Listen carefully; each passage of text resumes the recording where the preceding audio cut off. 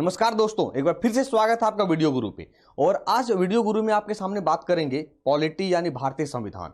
और भारतीय संविधान के अंतर्गत जब शुरुआत में ही क्लास हुई होगी तब आपको याद होगा कि हमने संविधान को 3 भागों में डिवाइड किया, यानी कहें एक जुडिशरी, एक लेजिस्लेटिव और तीसरा एग्जीक्यूटिव। यानी लेजिस्लेटिव का काम क्या है कि जितने भी विधि, जितने भी कानून बनेंगे वो लेजिस्लेटिव में बनेगा। दैट मीन्स लेजिस्लेटिव कहें तो पार्लियामेंट और राज्यों में विधानमंडल।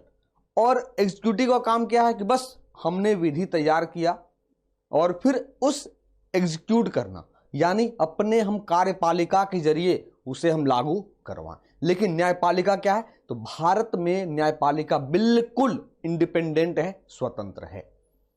तो आज बात करेंगे the judiciary system of India, Bharat की न्यायपालिका प्रणाली। मैं आपको बताऊं, भारत की अगर न्यायपालिका की प्रणाली की बात करें तो सर ये भारत में ना बिल्कुल पिरामिड की तरह है। अगर हम पिरामिड की बात करें तो स्कूलिंग लाइफ में सर हम लोग झंडा फहराए होंगे, तो पता है झंडे की रूपरेखा एकदम बिल्कुल ऐसा ही होती है।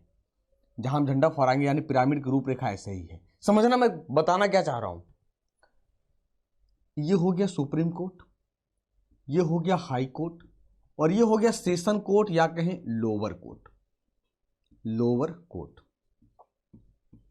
अगर सुप्रीम कोर्ट की बात करें, जब शुरुआत करते हैं लोअर कोर्ट से।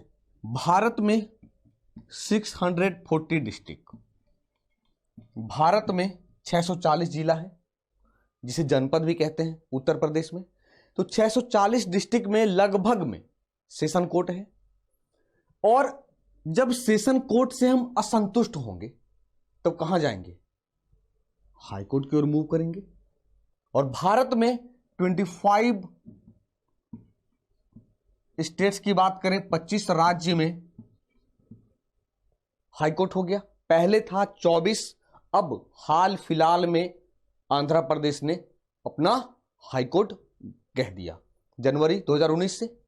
और यहां हम अगर डिससेटिस्फाई होंगे तब कहां जाएंगे, सुप्रीम कोर्ट, जो कहां है, दिल्ली में। यानी भारत में जो न्यायपालिका की प्रणाली है बिल्कुल पिरामिड की तरह है। सबसे सुपर बॉस कौन होगा, सुप्रीम कोर्ट होगा। यानी उसके द्वारा कहा गया वचन, वचन इन द सेंस कि उसने जो फैसला दिया वो पत्थर की लकीर हो गई। उसी फैसले को हाई कोर्ट में भी माना जाएगा, उसी फैसले को लोअर कोर्ट में भी माना जाएगा। यानी एक अभिलेखीय न्यायालय के रूप में सुप्रीम कोर्ट कार्य करता है। अरे बात समझ में। और क्वेश्चन क्या बन सकता है, और क्वेश्चन ये समझ में आया। क्वेश्चन अगर कहें हम सर सुप्रीम कोर्ट भारत में यानी कहे न्यायपालिका भारत में इंडिपेंडेंट है, स्वतंत्र है। ये एसएससी का पहला क्वेश्चन है। पहला क्वेश्चन इन द सेंस कि एसएससी ने कई बार पूछा है कि इनमें से न्यायपालिका किसके अंतर्गत कार्य करेगी, न्यायपालिका स्वतंत्र होगा, इंडिपेंडेंट होगा। दूसरा, protector of the Indian constitution, भारतीय संविधान का संरक्षक। भारतीय संविधान का संरक्षक, प्रोटेक्टर यानी अब जो भी लेजिस्लेटिव है या जो भी एग्जीक्यूटिव है वो संविधान के अनुरूप कार्य कर रहा है या नहीं, न्यायपालिका क्या करेगी, उसी के अनुसार देखेगी। यानी संरक्षक कह सकते हैं, गार्जियन कह सकते हैं संविधान का। यानी ये न्यायपालिका की बात है। लेकिन सबसे पहले फोकस करेंगे सुप्रीम कोर्ट की, इसके बाद फिर धीरे धीरे हम लोग हाई कोर्ट की ओर बढ़ेंगे कि फंक्शन क्या है और कैसे कैसे काम करती है न्यायपालिका हमारे लिए। ठीक है। और बेसिकली देखो हमारा मोटिव क्या है कि एमसीक्यू यानी मल्टीपल चॉइस क्वेश्चंस को सॉल्व करना। हमें बाबा साहब नहीं बनना है। बाबा साहब नहीं बनना इन द सेंस कि सर हमें संविधान का ज्ञाता नहीं बनना है। बस हमें क्या करना है, मूव ऑन करना है। हमें उसी चीज पे फोकस करना है जो हम क्वेश्चन को टिक आउट कर सकें। ठीक है, चलिए तो देखते हैं कि क्या क्या है आपके लिए। सबसे पहले बात करें कि Indian constitution has established an integrated judicial system. भारतीय संविधान ने एक एकीकृत न्यायिक प्रणाली की स्थापना की। एकीकृत यानी क्या हो गया कि वही कहा, सुप्रीम कोर्ट, हाई कोर्ट और फिर यानी एक ही तरीके से काम करेगा। काम करने का तरीका अलग नहीं है, काम करने का तरीका अलग नहीं है। यानी भारत में जो न्यायपालिका प्रणाली है वो कैसी है, इंटीग्रेटेड जुडिशियल सिस्टम है। तीन स्तरीय संरचना, पहले कहा कि पिरामिड के रूप में है, तो इट हैज 3 टियर स्ट्रक्चर, इसमें 3 स्तरीय संरचना है। जैसे अभी पिरामिड कुछ देर पहले बनाया, फिर से मैं आपको दिखा दूं ताकि रिमाइंड रहे। यानी सर यहां सुप्रीम कोर्ट होगा जो दिल्ली में, हाई कोर्ट है जो 25 राज्य में, और ये फिर लोअर कोर्ट कहें या फिर सेशन कोर्ट कह दें या डिस्ट्रिक्ट कोर्ट कह दें, तो कोई कंफ्यूजन नहीं है।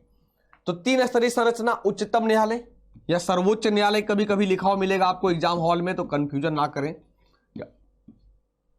चाहे सर्वोच्च न्यायालय हो या उच्चतम न्यायालय हो, हाई कोर्ट, उच्च न्यायालय और सब ordinate court, lower court, district court, जो भारत के अलग अलग जिलों में मौजूद होते हैं। अगर आपके एग्जाम में पूछे जाए कि भारत की न्यायपालिका कितने स्ट्रक्चर पे कार्य करती है, कितने टीयर की है, तो 3 टीयर की है। टीयर से आप तो वाकिफ होंगे, एसएससी की तैयारी करते हैं। सीजीएल आता है कितने टीयर भैया? 4 टीयर। प्री, मेंस, किसी में टाइपिंग, किसी में सर्टिफिकेट की वेरिफिकेशन, किसी में इंटरव्यू। तो वैसे ही टीयर यानी क्या हो गया कि न्यायपालिका 3 स्तरीय पे कार्य करती है। जो पूरे कंट्री लेवल की बात करेंगे तो सुप्रीम कोर्ट, हाई कोर्ट राज्यों में, और सब ऑर्डिनेट कोर्ट जो जिला सत्र न्यायालय भी कहते हैं इसे। ठीक है, चलिए आगे। यानी अब इस तरीके से भी समझ लें। देखो मैं हर तरीके से आपको समझाने का प्रयास करता हूं ताकि आपको क्लियर रहे। Supreme court apex court in India, यानी शीर्ष न्यायालय। शीर्ष न्यायालय, शीर्ष यानी जो सबके सबसे ऊपर हो। The high courts, the apex court at state and union territory level, यानी राज्य और केंद्र शासित स्तर पर यह क्या होगा? शीर्ष न्यायालय होगा। और district and session courts generally 1 in every district metropolitan area, यानी लगभग प्रत्येक जिला में, प्रत्येक जनपद में एक सेशन कोर्ट, डिस्ट्रिक्ट कोर्ट होगा ही होगा। तो भारत में किस तरीके से काम करता है मैंने आपको पिरामिड के रूप में भी दिखाया, और इस तरीके से भी हम समझ सकते हैं कि भारत में जो कोर्ट है कैसे काम करती है। यानी यहां से हम मूव ऑन यहां होंगे, यहां से मूव ऑन यहां होंगे। ठीक है, चलिए अब बात करते हैं सबसे पहले उच्चतम न्यायालय की, सुप्रीम कोर्ट की। सर सुप्रीम कोर्ट की अगर हम कल्पना करते हैं तो अब याद होगा सुप्रीम कोर्ट की सबसे पहले व्यवस्था की गई थी 1773 के रेगुलेटिंग एक्ट के तहत कलकत्ता में 1774 में, यानी वो भी एक सुप्रीम कोर्ट था। लेकिन दिल्ली में जो सुप्रीम कोर्ट है वो गवर्नमेंट ऑफ इंडिया एक्ट 1935 से मूव ऑन किया गया, और 1936 में दिल्ली में फेडरल कोर्ट कह दिया गया उसे। यानी ये कहानी है। अगर आपके एग्जाम हॉल में पूछा जाए या एग्जाम में आ गया कि भारत में पहली बार उच्चतम न्यायालय की कल्पना की गई थी कब, तो रेगुलेटिंग एक्ट 1773 में, कहां पर? कलकत्ता 1774 में बनाया गया था, जो 4 सदस्यीय यानी 3 अदर जज और एक chief justice sir Elijah Impey थे। ठीक है, चलिए अब उच्चतम न्यायालय की बात करेंगे। सर इसकी चर्चा की जाती है पार्ट 5 में, और पार्ट 5 में चर्चा करते हैं यूनियन की भी। याद होगा पार्ट पढ़े होंगे तो यूनियन की भी चर्चा करते हैं। इस यूनियन में क्या होगा? पार्लियामेंट भी होगा, राष्ट्रपति भी होगा, प्रधानमंत्री भी होंगे, उपराष्ट्रपति भी होंगे, और सुप्रीम कोर्ट भी होगा। सुप्रीम कोर्ट की चर्चा की जाती है आर्टिकल नंबर 124 टू 147। यानी भारत में एक उच्चतम न्यायालय है संविधान के भाग 5 अनुच्छेद 124 से लेकर 147, और अनुच्छेद 124 क्या कहता है कि एस्टेब्लिशमेंट ऑफ सुप्रीम कोर्ट, एक उच्चतम न्यायालय की स्थापना की जाएगी। यह क्वेश्चन डिफरेंट एग्जाम में पूछा गया है कि सुप्रीम कोर्ट भारत में काम करना कब से प्रारंभ कर दिया है? सर 26 जनवरी 26 जैन 1950, 1950 को हमारा संविधान लागू होता है। जैसे संविधान लागू हुआ, नागरिकता ऐसे दिन से काम करना शुरू कर दिया, सिटीजनशिप लागू हो गया, और सुप्रीम कोर्ट 2 दिनों के बाद हरकत में आती है। तो आपके ऑप्शन में ये श्योर रहिए कि 26 जैन भी होगा और ऑप्शन में 28 जैन भी होगा, तो कंफ्यूज मत करना। The supreme court of India was inaugurated on 28 जनवरी 1950। भारत के उच्चतम न्यायालय का उद्घाटन 28 जनवरी 1950 को किया गया था। ठीक है, चलिए अभी कुछ देर पहले कहा, जैसे ही क्लास शुरू हुई आपकी, it is the final interpreter and guardian of the constitution, यह संविधान का अंतिम व्याख्याकार। अब सोचेंगे सर ये व्याख्याकार क्या कहता है? जब राष्ट्रपति भारत के इंडियन प्रेसिडेंट, जब राष्ट्रपति या इंडियन प्रेसिडेंट किसी भी मामले में श्योर नहीं होते हैं और लगता है कि यार हम खुद थोड़ी सी कंफ्यूज हैं, तब वो सलाह मशवरा करते हैं किनसे? सुप्रीम कोर्ट से। यानी वो फाइनल, कहें हम सलाह मशवरा करने के बाद राष्ट्रपति घोषणा करेंगे। ये कोई मैंडेटरी नहीं है कि राष्ट्रपति को वो बात माननी ही होगी, लेकिन सर आप खुद सोचो, सुप्रीम कोर्ट में इतने मतलब कहें विद्वान लोग बैठे हुए हैं, तो राष्ट्रपति को भी लगेगा यार ये बातें सही होगी। यानी फाइनली जो कहें हम संविधान में बातें कही गई है, वो व्याख्या कौन करेगा? उच्चतम न्यायालय करेगा। प्रीएम्बल में पहले सुप्रीम कोर्ट ने कहा कि प्रीएम्बल संविधान का भाग नहीं है, फिर केशवानंद भारती मामले में सुप्रीम कोर्ट ने कह दिया कि प्रीएम्बल यानी प्रस्तावना संविधान का महत्वपूर्ण अंग है, इसमें फेरबदल, इसका जो बेसिक फीचर्स है उसमें फेरबदल नहीं किया जाएगा, अगर होगा तो संविधान संसद को अधिकार है इसमें चेंज करने का। फिर क्या कहा? डिसाइड्स ऑन कॉन्स्टिट्यूशनल क्वेश्चंस, संवैधानिक प्रश्नों पर फैसला करता है। मान लीजिए कोई मैटर फंस गया, तो कहां जाएंगे फाइनली? हम सुप्रीम कोर्ट के पास जाएंगे, तब सुप्रीम कोर्ट वो डिसीजन देगा कि वो सही है या गलत है। ठीक है, तो जितने भी जो आप देख रहे हैं सेंटेंस, सर ये अपने आप में क्वेश्चन है। संविधान का अंतिम व्याख्याकार कौन? Supreme court. गार्जियन कौन? Supreme court. संवैधानिक प्रश्नों पर फैसला करने का अधिकार किसे है? ऑप्शन में राष्ट्रपति भी रहेंगे। तब क्या होगा? उच्चतम न्यायालय, सुप्रीम कोर्ट होगा। याद करिए, जब हमने फंडामेंटल राइट्स पढ़ा, मौलिक अधिकार, जब आपके मौलिक अधिकार छिन जाते हैं तब कहां जाते हो? कहां जाते हैं सर? सुप्रीम कोर्ट जाते हैं। आर्टिकल नंबर 32, यानी नागरिकों के मौलिक अधिकारों का सुनिश्चित करता भी कौन है? उच्चतम न्यायालय है। और the supreme court is situated in Delhi, उच्चतम न्यायालय दिल्ली में स्थित है। कहां है? दिल्ली में स्थित है। और ये 1936 से कार्य करना शुरू कर दिया है। पहले कहां था? कलकत्ता में था, तो गवर्नमेंट ऑफ इंडिया एक्ट 1935 से इसे दिल्ली ट्रांसफर किया गया।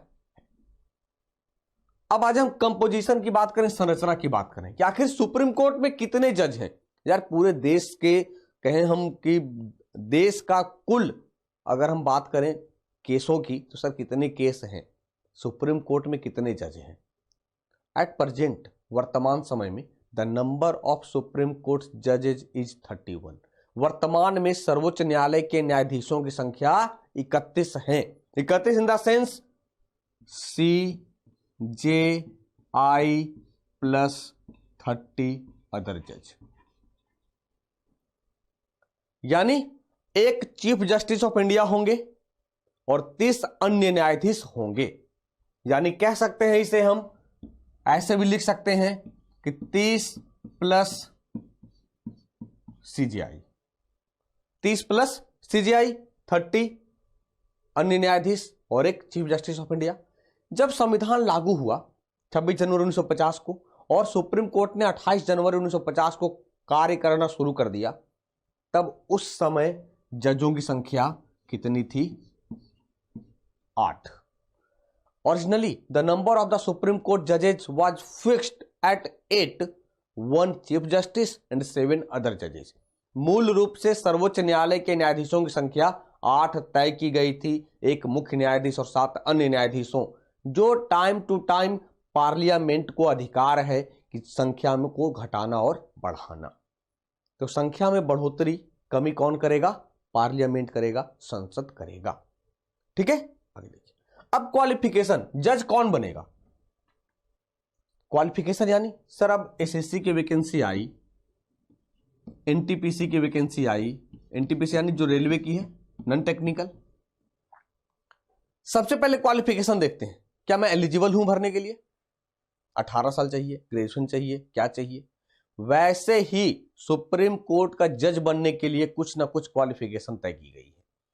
वो क्वालिफिकेशन आप फुलफिल करोगे तभी सुप्रीम कोर्ट में जज के रूप में कार्य करोगे, अदरवाइज नहीं। तो देखते हैं योग्यता क्या है, क्वालिफिकेशन क्या है। सबसे पहले भैया आपको क्या होना होगा? सिटीजन ऑफ इंडिया, भारत का नागरिक, यानी आपके पास आधार कार्ड होना चाहिए, आपके पास वोटर आई कार्ड होना चाहिए, तभी तो हम अपने आप को कैसे प्रूव करेंगे कि हम भारत के नागरिक हैं। अगर मैं बोल दूं कि मैं भारत का नागरिक हूं, मानेंगे? तब क्या करेंगे? आधार कार्ड दिखाएंगे, ड्राइविंग लाइसेंस दिखाएंगे, यानी जो हो, यानी सीधा सा मतलब समझें कि उच्चतम न्यायालय में आपको जज बनने के लिए भारत का नागरिक होना होगा। He should have been a judge of a high court for 5 years. ये पहला कंडीशन समझना। दूसरा कंडीशन कहा कि आपको 5 वर्षों के लिए उच्च न्यायालय का न्यायाधीश होना चाहिए। कुछ जरूरी नहीं है एक ही उच्च न्यायालय में, केरल में काम कर लो, इलाहाबाद में काम कर लो, लखनऊ में काम कर लो, दिल्ली में काम कर लो, कुल मिलाकर 5 वर्षों तक आपको हाई कोर्ट में जज के रूप में काम करना होगा। साहब अब ये मेरे पास क्वालिफिकेशन नहीं है, तब क्या करेंगे? जैसे देखते नहीं, वैकेंसी आई है अभी, ग्रुप डी की वैकेंसी आई है, समझना, मैट्रिक पास और आईटीआई। ये लिखा क्या? मैट्रिक विथ आईटीआई, मैट्रिक और आईटीआई। अगर आपके पास मैट्रिकुलेशन है डजंट मैटर, नहीं है आईटीआई है। वैसे ही अगर आप 5 वर्षों के लिए उच्च न्यायालय में जज के रूप में काम नहीं किए हैं, तब क्या आपको मौका नहीं मिलेगा? अरे मिलेगा सर, संविधान ने कह दिया और लगा दिया है। या अब देखते हैं वो या क्या है और क्या है। अगर सर आप 5 वर्षों तक हाई कोर्ट में काम नहीं किए हो तो 10 वर्ष तक हाई कोर्ट में वकील होना पड़ेगा, वकील के रूप में काम करना पड़ेगा। He should have been an advocate of her high court for 10 years। Sir ये भी नहीं है मेरे पास योग्यता, तब क्या करेंगे? तब थर्ड जो योग्यता क्वालिफिकेशन है, ही शुड बी, सबसे पहली चीज कि distinguished jurist in the opinion of the president. राष्ट्रपति की नजर में एक विशिष्ट न्यायवादी होना चाहिए, या न्यायविद कह दे, न्यायविद कह दे, न्यायविद होना चाहिए। यानी एक सांस में कहें कि सर आपको हर हाल में कानून का जानकार होना होगा। अगर राष्ट्रपति फाइनल कर दिया भैया बहुत जानकार हैं, फॉर एग्जाम्पल जैसे अगर हम देखें जो संविधान की बुक पढ़ते हैं हम लोग, डीडी बसु संविधान की बुक पढ़ते हैं, सुभाष कश्यप एग्जाम्पल के रूप में कह रहे हैं, संविधान की बुक पढ़ते हैं, लक्ष्मीकांत, या बहुत बड़े बड़े वकील हैं और राष्ट्रपति को लगता है सर ये बहुत बड़े जानकार हैं, ये काम कर सकते हैं उच्चतम न्यायालय में जज के रूप में, तब ये होगा। तो आपको परेशान जो करेगा ये चीज समझना, ये वाला वर्ड ऑप्शन रहेगा या याद करना कि क्या सही होगा।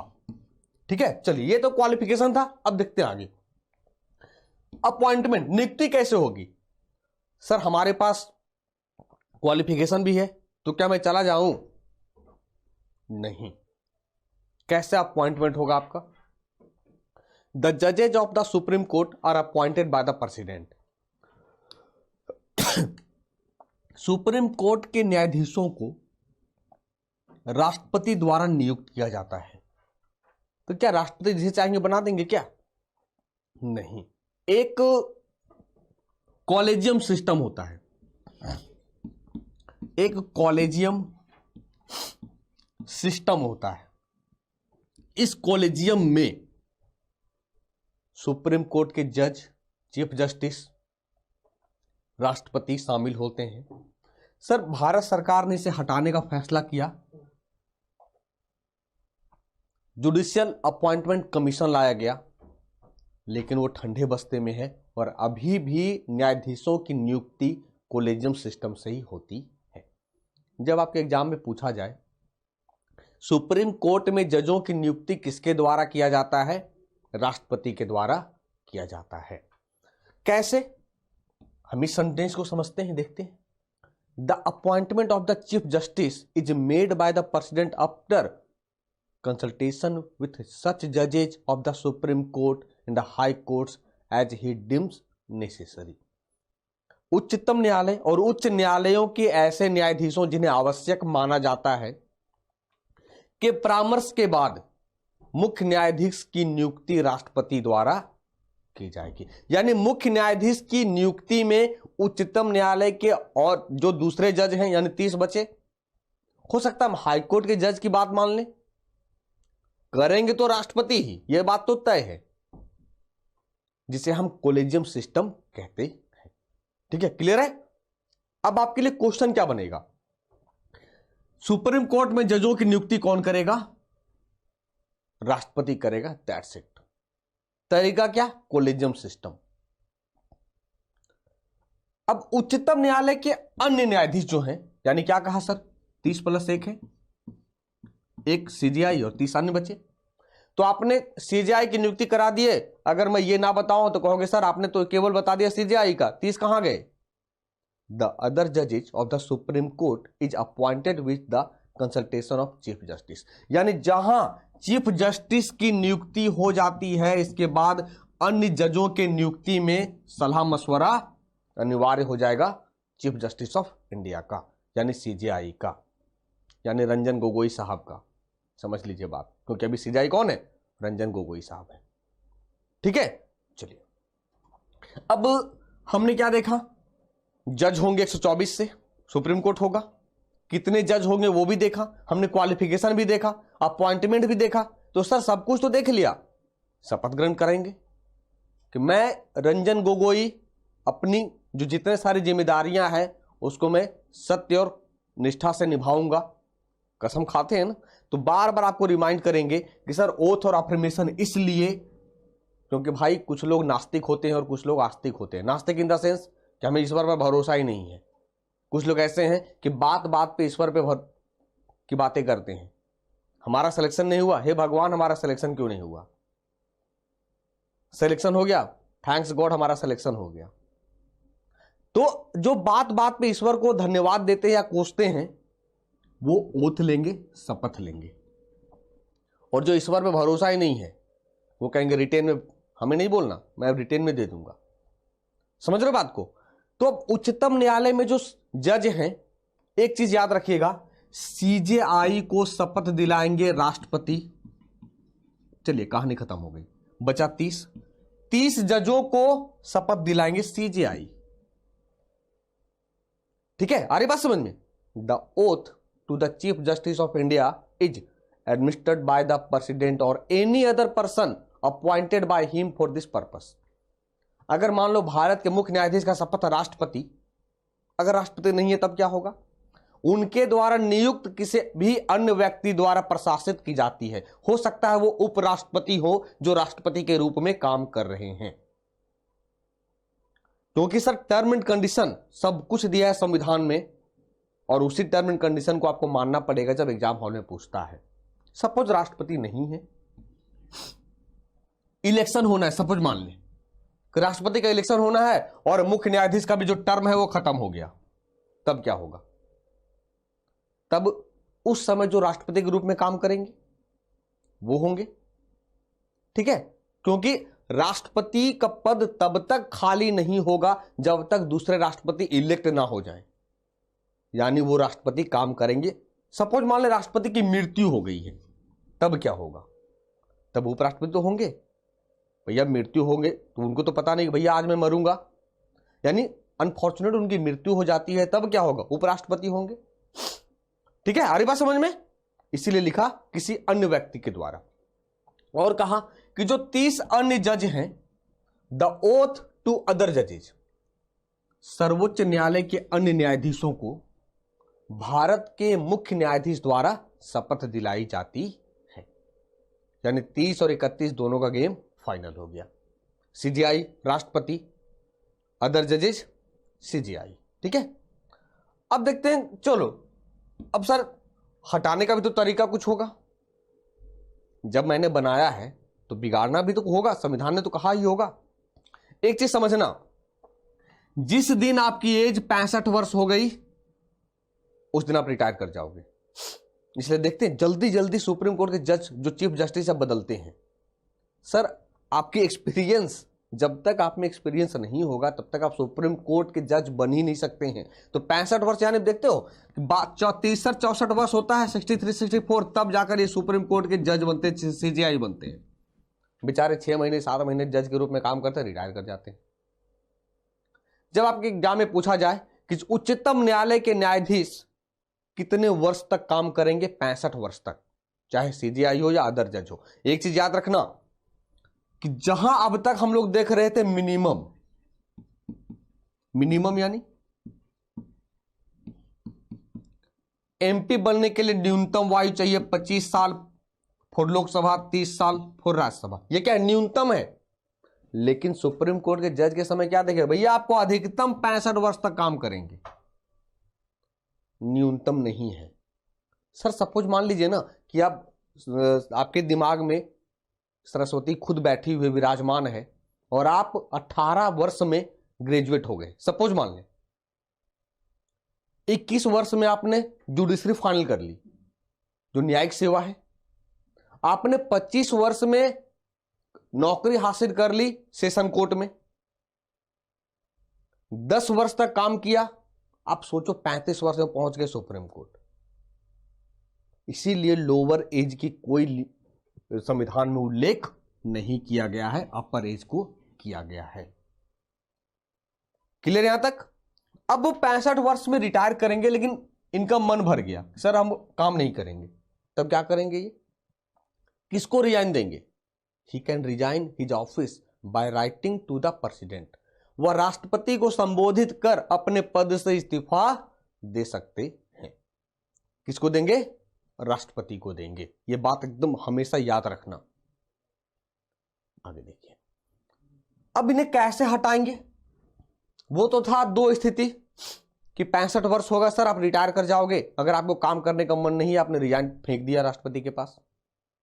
ही can be removed from his office by the president on the recommendation of the parliament. उन्हें संसद की सिफारिश पर राष्ट्रपति द्वारा उनके पद से हटाया जा सकता है। तो क्या संसद कह देगी रंजन गोगोई साहब को हटा दो, राष्ट्रपति हटा देंगे?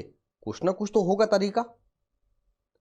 उसी तरीके को समझेंगे आगे। ठीक है, देखिए कैसे हटा सकते हैं। अ जज ऑफ द सुप्रीम कोर्ट, सर्वोच्च न्यायालय के एक न्यायाधीश को can be removed from office only for proved misbehaviour और इनकैपेसिटी। दुर्व्यवहार या अक्षमता के लिए पद से हटाया जा सकता है। दुर्व्यवहार और अक्षमता का मतलब सर यही है, ऐसा नहीं है कि इसने राष्ट्रपति को चाय नहीं पिलाया तो राष्ट्रपति कहेंगे भैया आप निकल लो। दुर्व्यवहार और अक्षमता मतलब कि आपने संविधान का अतिक्रमण कर दिया, संविधान का अतिक्रमण कर दिया। फॉर एग्जाम्पल मैं आपको देता हूं, अभी एक सौमित्र सेन वेस्ट बंगाल के जज थे, कोलकाता यानी कहें उच्च न्यायालय के। उन्होंने सुकना लैंड करप्शन, सुकना जमीन घोटाला, समझना मैं बताना क्या चाह रहा हूं, सुकना जमीन घोटाला कर लैंड, सुकना लैंड करप्शन में उनका नाम आता है कि आपने 22 लाख का अपने रिश्तेदार को फायदा पहुंचाया। ये कहते हैं साहब नहीं। तब वहां से वो मसला चला पार्लियामेंट, पार्लियामेंट में लोकसभा में पारित हो गया कि ये इन पर आरोप सही है। तो एक क्लाउज यहां पे मिलता है कि अगर आप पर आरोप लगता है तब अपने आरोप को आप अपने आरोप के जवाब में लोकसभा राज्यसभा में आ सकते हो। आरोप लगा सर, यकीन मानिए उस दिन मैं खुद राज्यसभा टीवी देख रहा था। ये साहब आते हैं लोकसभा टीवी में, पहले लोकसभा में बैठे, इनके आंख से झरझर आंसू गिर रहा था, इनके मुंह से एक वर्ड नहीं निकला। जब आरोप लगने के बाद, और महाभियोग जिसे कहते हैं, इंपीचमेंट कहते हैं, महाभियोग लगा दिया गया और इन्हें गद्दी से उतार दिया गया। तो इसीलिए कहा कि दुर्व्यवहार और अक्षमता मतलब क्या हो गया कि आप संविधान का अतिक्रमण करेंगे, अपने पोस्ट का नाजायज फायदा उठाएंगे, तब आपको हटा दिया जाएगा। तरीका क्या होगा? जैसे राष्ट्रपति को हटाते हैं। तो आपको पता है राष्ट्रपति को कैसे हटाते हैं, पढ़ा है हमने, आर्टिकल नंबर 61 महाभियोग इंपीचमेंट। महाभियोग इंपीचमेंट। इंपीचमेंट दोनों हाउस में, लोकसभा या राज्यसभा किसी में भी लग सकता है, कोई मैंडेटरी नहीं है कि राज्यसभा में ही लगेगा या लोकसभा में लगेगा। ठीक है, चलिए, तो यानी कह सकते हैं कि रिमूवल ऑफ सुप्रीम कोर्ट जजेस bye impeachment is regulated by the जज इंक्वायरी एक्ट। महाभियोग द्वारा सुप्रीम कोर्ट के न्यायाधीशों को हटाने का निर्णय न्यायाधीश पूछताछ अधिनियम द्वारा किया जाता है। क्लियर हो गया? अब सोचोगे सर हमने तो एग्जाम्पल दिया हाई कोर्ट का, मैं पढ़ा रहा हूं सुप्रीम कोर्ट। सर दोनों के तरीके एक समान है। The removal of process of both the supreme court and high court जजेज आर द सेम। उच्चतम न्यायालय और उच्च न्यायालय दोनों न्यायाधीशों को हटाने की प्रक्रिया एक समान है। यानी जब हाई कोर्ट पढ़ेंगे तब आपको यही याद रखना होगा कि जैसे हम सुप्रीम कोर्ट के जज को हटाते हैं वैसे ही हाई कोर्ट के जज को हटाएंगे। अब सवाल उठता है सर सुप्रीम कोर्ट के जज को कैसे हटाते हैं? जैसे हम राष्ट्रपति को हटाते हैं वैसे हटाएंगे, यानी महाभियोग प्रक्रिया। ठीक है, चलिए। अब सैलरी और अलाउंस, भाई काम करेंगे तो वेतन चाहिए। सर जितने भी रूल रेगुलेशन होंगे, समझना, वो सब डिटरमाइन कहां होगा? पार्लियामेंट में होगा, संसद में होगा। The salary is determined by the parliament. वेतन संसद द्वारा निर्धारित किया जाता है। आप जब वीडियो देख रहे होंगे तो सर जितने सारे सेंटेंस हैं आप ये फील करना कि अपने आप में एक एमसीक्यू है, क्योंकि जब आप प्रीवियस ईयर पेपर लगाओगे या कमिंग एग्जाम की तैयारी करने के लिए स्पीड टेस्ट दोगे तब अपने आप में लगेगा सर वाकई में कि जितने सारे सेंटेंस हैं सब अपने आप में एक एमसीक्यू है। यानी वेतन कौन डिसाइड करेगा? संसद। फिर एक क्वेश्चन आता है सर ये वेतन और जो खर्चे हैं इनके कहां से दिए जाते हैं? कंसोलिडेटेड फंड, यानी संचित निधि, भारत के संचित निधि पर भारित होता है जहां से हम राष्ट्रपति को वेतन देते हैं। The salary and expenses are charged on consolidated fund of India. वेतन और खर्च जो व्यय हैं भारत के संचित निधि पर भारित किए जाते हैं। वेतन भी मिलेगा, रिटायरमेंट भी मिलेगा इनको यहीं से, भारत के संचित निधि से। अब सोच रहे होंगे आप लोग सर सैलरी कितनी है? चलिए देख लें सैलरी कितनी है। सर ये, अब ऐसा मत ख्याल मन में लाना कि क्यों ना सर सुप्रीम कोर्ट का जज बन जाए। 2,80,000 सैलरी है सीजेआई को, सो 2,80,000। तो सर अगर ऐसा मन में ख्याल आए तो राष्ट्रपति का वेतन 5 लाख है। लेकिन भैया बनेंगे कैसे? क्वालिफिकेशन देखा ना, क्या क्या क्वालिफिकेशन है। 5 साल तक आपको हाई कोर्ट में जज बनना होगा, या 10 वर्षों तक हाई कोर्ट में वकालत करनी होगी, या कानून का जानकार होना होगा। यहां सर हमें आर्टिकल्स याद नहीं हो रहे हैं और जज बनने की बात करते हैं।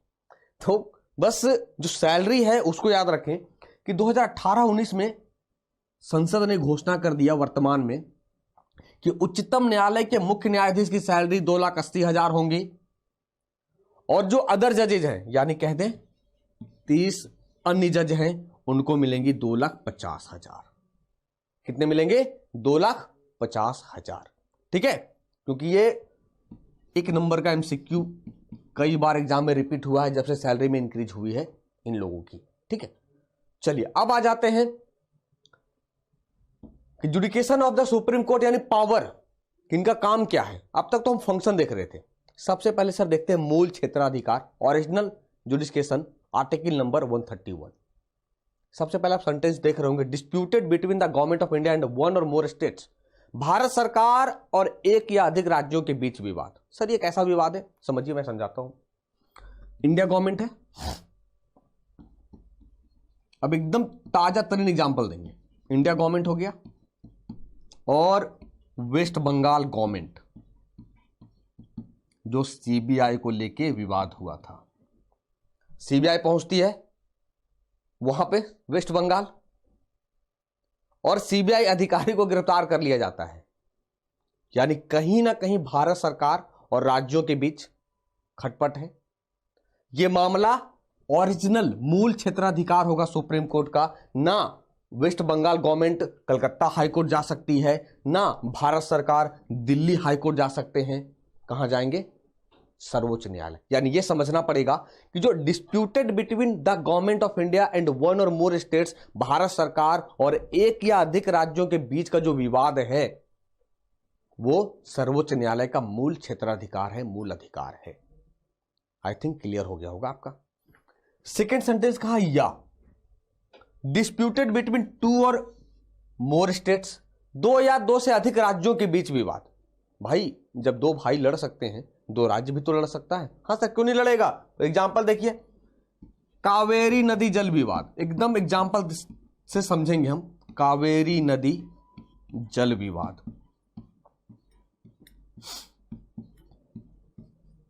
दो राज्यों के बीच विवाद था, दो राज्यों के बीच विवाद था, कावेरी नदी जल विवाद। तो यह मामला कहां जाएगा? सुप्रीम कोर्ट में जाएगा सर। सीमा विवाद भी समझ कह सकते हैं हम, दो राज्यों के बीच सीमा को लेकर कुछ नोकझोंक हो गया, तब कहां जाएगा? सुप्रीम कोर्ट में जाएगा। समझ रहे बात को? चलिए आगे देखें। तो ऐसा उदाहरण मैंने अभी ताजा तरीन दिया, लेकिन भैया पहले 1961 में आ चुका है, और बंगाल और केंद्र के बीच में ही। The first such instance came in 1961 in West Bengal versus the central government. ऐसा पहला उदाहरण पश्चिम बंगाल बनाम केंद्र के मध्य 1961 में आया था। अब आते हैं अभिलेखीय न्यायालय। अभिलेखीय न्यायालय क्या है? देखिए, a court of record. The supreme court shall be a court of record and shall have all the powers of such a court including the power to punish for contempt of itself. उच्चतम न्यायालय एक अभिलेखीय न्यायालय है, यानी जो ये फैसला दिया, कह दें फैसला एक ब्रह्मा की लकीर मानी जाती है, और उसी फैसले के आधार पर high court, lower court work करता है, काम करता है। और इस तरह न्यायालय के पास सभी शक्तियां होंगी, जिसमें स्वयं की अवमानना के लिए दंडित करने की शक्ति भी शामिल है। अवमानना यानी सर सुप्रीम कोर्ट ने किसी को कॉल किया, बुलाया, सम्मन किया, आप नहीं हाजिर हुए। एक ताजा तरीन फिर एग्जांपल देंगे आपको। सहारा और सेबी के बीच खूब विवाद चल रहा है। सहारा के मालिक सुब्रत राय को सुप्रीम कोर्ट ने 2-4 बार कॉल किया, वो शुरुआत में नहीं पहुंचे, तब अवमानना का आरोप लगा उन पर, तो कहा भैया बाहर घूम लिए, थोड़ा सा अंदर आइए। तब उन्हें अवमानना का आरोप लगाकर जेल भेज दिया गया। अवमानना यानी कि आप हमारी अवमानना कर रहे हो, हमारे बातों को अनसुना किया। ठीक है, अभिलेखीय भी समझ लिए, अवमानना भी समझ लिया, और क्या अधिकार है? सलाहकार क्षेत्राधिकार। ये समझिएगा, सलाहकार क्षेत्राधिकार ये क्या है? एडवाइजरी। किसको सलाह देंगे? भारत के राष्ट्रपति को देंगे, इंडियन प्रेसिडेंट। मान लो किसी बात को लेकर राष्ट्रपति भी कंफ्यूज हो गए, उन्हें संविधान में क्लियर नहीं आ रहा है कि भाई कहां जाऊं, तब वो सुप्रीम कोर्ट से कहेंगे भाई हमें मदद कर, हमें सलाह दीजिए कि मैं किसी पार्टिकुलर टॉपिक में उलझा हुआ हूं। सुप्रीम कोर्ट सलाह देने के लिए, एडवाइस करने के लिए बाध्य है, मैंडेटरी है, आपको देना ही देना होगा। ऐसा आप नहीं कह सकते हैं कि फलाने टाइम में मैंने दिया था और राष्ट्रपति साहब ने, आपने तो माना नहीं। आपको सलाह देना बाध्यता है आपकी, राष्ट्रपति आपके सलाह को मानना मतलब बाध्य नहीं है, राष्ट्रपति जरूरी नहीं है उनको। यानी आपको सलाह देना क्या है? बाध्य है आप, वो आपके सलाह को मानने के लिए बाध्य नहीं है। ठीक है। न्यायिक समीक्षा की शक्ति, जुडिशियल रिव्यू। कहा क्या कि it is the power of the supreme court is to examine. क्या एग्जामिन करेंगे सर? अगर हम एग्जामिन की बात करें तो अब ऐसे समझिए, पार्लियामेंट है, लेजिस्लेचर है, इसने कुछ रूल रेगुलेशन बनाया जनता के लिए, और वो रूल रेगुलेशन लगा कि जनता के हित में नहीं है। तब सरकार दोनों के विधायी अधिनियमों और कार्यकारी आदेशों की संवैधानिकता की जांच करता है कि आपने जो रूल रेगुलेशन बनाया वो सही है या गलत है। क्लियर है? यानी न्यायिक समीक्षा की शक्ति। कभी कभी सुप्रीम कोर्ट अपने फैसले का भी समीक्षा करता है। सर 2012 सितंबर की घटना में कहता हूं, न्यायमूर्ति स्वतंत्र कुमार और 4 जज थे जिन्होंने फैसला दिया कि अयोध्या की जो जमीन है उसे 3 भागों में डिवाइड कर दिया जाए। अब तो उन्होंने तो कह दिया।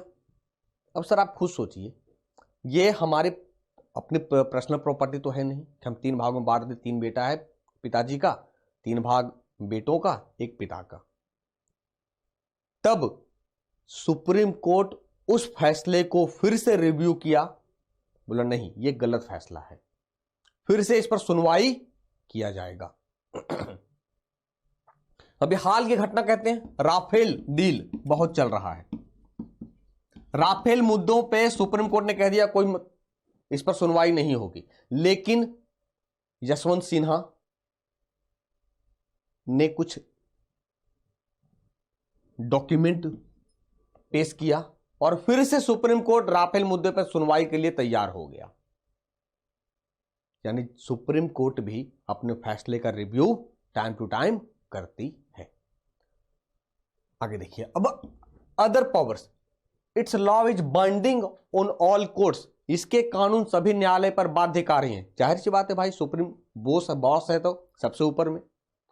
अभी कुछ देर पहले का it can review its own judgement, यह अपने फैसले की समीक्षा भी कर सकता है। It has the authority to withdraw pending high court cases, उच्च न्यायालय के लंबित मामलों को वापस लेने का अधिकार है। अब लंबित केस पड़े हैं हाई कोर्ट में तो क्या करेंगे, सर ले आओ मैं इसे निपटा दूं। ठीक है, अब आ गए रीट जुडिशिकेशन, रीट क्षेत्राधिकार आर्टिकल नंबर 32। तो आपको याद होगा कि जब हम लोग फंडामेंटल राइट्स पढ़ रहे थे मौलिक अधिकार में, अनुच्छेद 32 को कॉन्स्टिट्यूशनल रेमेडीज, संवैधानिक उपचारों का अधिकार कहते हैं, और मैंने उस लेक्चर में रीट क्या है अच्छे तरीके से समझाया। अगर याद नहीं है तो फिर से एक बार उस वीडियो को प्ले करिएगा, अच्छे से देखिएगा और नोट डाउन करिएगा, तब भूलेंगे नहीं। मैं बस सिर्फ यही कहूंगा कि there are 5 types of writ, writ 5 प्रकार के होते हैं। ये तब होगा जब हमारा फंडामेंटल राइट्स छीन लिया जाएगा। कौन कौन से हैं? हैबियस कॉर्पस, बंदी प्रत्यक्षीकरण, मैंडमस, परमादेश, प्रोविजन, प्रतिषेध, सेक्टोररी उत्प्रेषण, क्यो वारंट और अधिकार परीक्षा। ये तब होगा जब हमारा फंडामेंटल राइट्स का हरास होगा, छीना जाएगा। ठीक है, उम्मीद करते हैं कि ये लेक्चर जो सुप्रीम कोर्ट का जो कॉन्सेप्ट था, क्या कार्य होंगे, क्लियर हुआ होगा। ठीक है, मिलेंगे नेक्स्ट वीडियो में कुछ इसी तरीके के लेक्चर को लेकर। तब तक के लिए धन्यवाद।